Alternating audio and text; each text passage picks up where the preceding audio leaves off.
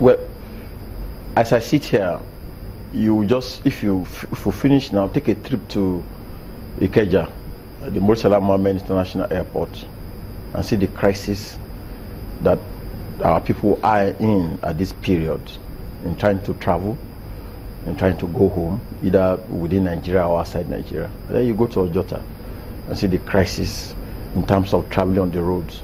Yesterday, the federal government admitted through the Federal Road Safety Commission that they were worried with the number of lives lost on the Lagos-Ibadan Expressway due to the state of that road.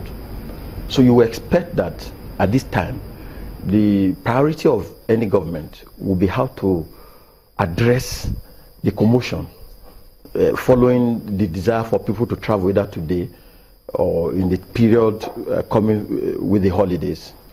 And so you want to close a year and then bring this kind of fake or misapplied hope to say for people who are not being paid salary to expect that if they supply information concerning somebody, then they can get paid. And I just give you an example. Assuming you are the informant on the case of the former governor of Abia State, Mr. Orji Kalu, and you gave information, that's close to about 12 years ago. The case has gone to Supreme Court and is back in the trial court. Trial has just started. Objections are being raised again. So what will be the fate of that informant? Because the promise of payment is based on the success of the information you have given when the person has been convicted and the money has been recovered. So how do you deceive people? Are we illiterate in this country? That people just go on television and be telling us cook and boo stories about and driving up people's hope to think that there is some new revenue for them in giving information.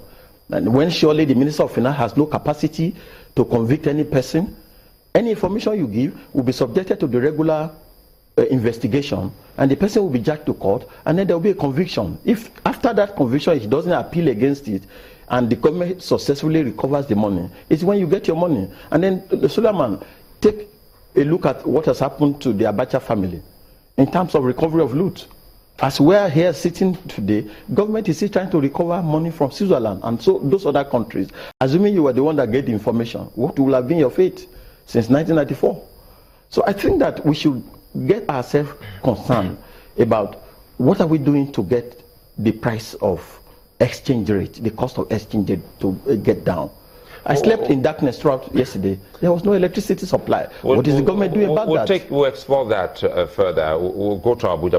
But before we do that, don't forget that the Lagos-Ibadan Expressway you highlighted is getting the best of attention in recent times now. And many will say that's a fantastic job the government is doing on that one, because you just also mentioned the Lagos-Ibadan Expressway. Let's bring Markwe on.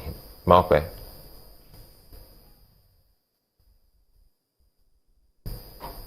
Well, Mr. Adegoruwa, some people will say that there is a world of difference between what is an act or a bill and what is a policy of government. There is supposed to be a place for the policy or executive order of government. Don't you think that this particular policy can be a stopgap measure pending when a law is eventually enacted? As I speak to you,